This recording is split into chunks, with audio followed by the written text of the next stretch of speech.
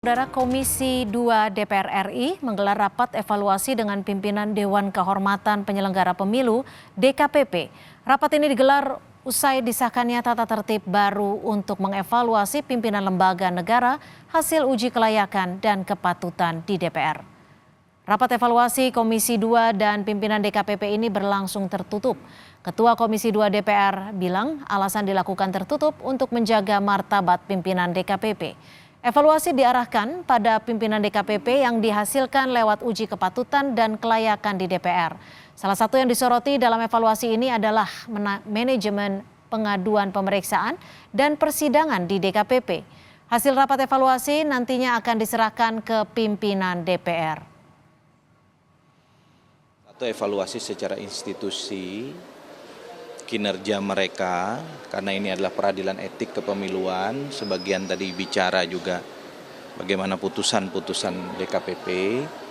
Dan yang kedua tentu evaluasi terkait dengan person-person yang dulu dihasilkan melalui uji kepatutan dan kelayakan di DPR. Kenapa kami lakukan secara tertutup? Kami ingin menjaga harkat dan martabat mitra kerja kami. Komisi 2 hanya melakukan evaluasi. Forum Masyarakat Peduli Parlemen Indonesia, Forma PPI, mengkritik evaluasi tertutup yang dilakukan Komisi 2 DPR pada Dewan Kehormatan Penyelenggara Pemilu DKPP.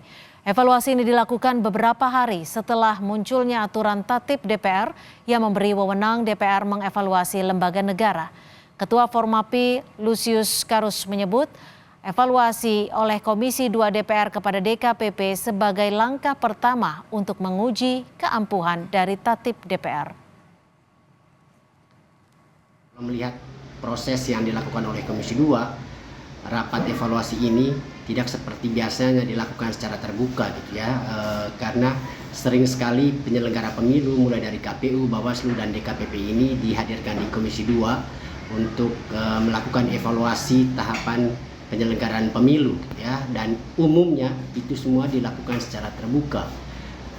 Jika evaluasi kali ini dilakukan secara tertutup, itu sangat mungkin memang didesain untuk kepentingan menguji keampuhan dari tata tertib baru DPR tersebut.